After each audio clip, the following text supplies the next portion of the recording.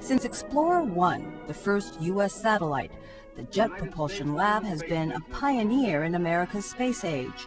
Its robotic spacecraft and rovers have explored the solar system from Mercury to Neptune and looked out into the universe beyond anything seen before.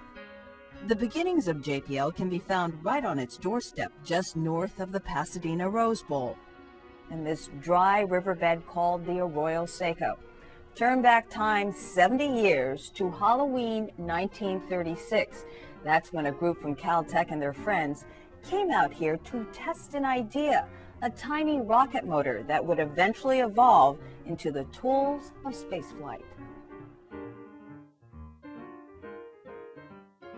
They were an odd mix. Caltech student Frank Molina, who later became the first director of JPL, was interested in aerodynamics. Jack Parsons was a chemist. His buddy Ed Foreman was a talented machinist. Rudolph Schad and Caltech's Apollo Smith also helped, as Molina described in his 1968 interview. The first test was made on the 31st of October 1936. We had no money except our own pocket money, so we went around looking for second-hand stuff all over the area. The group had the backing of famed Professor Theodore von Karman of Caltech's Guggenheim Aeronautical Laboratory, but most everyone else scoffed at Rocketeers. People associated rockets in these days with what we would consider bad science fiction films now.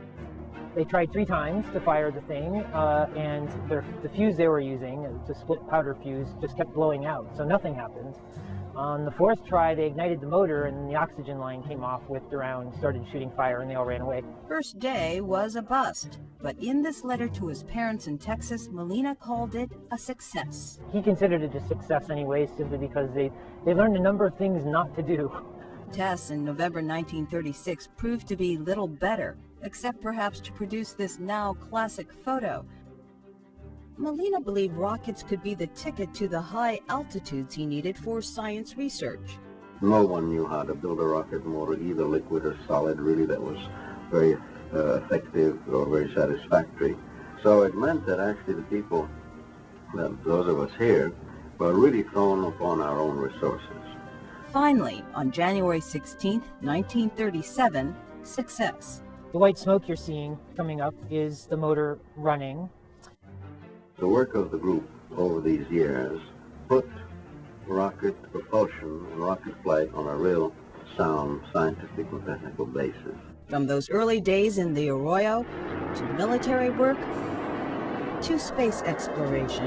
A wild experiment 70 years ago set the tone for the Jet Propulsion Laboratory as a place where extraordinary ideas become reality.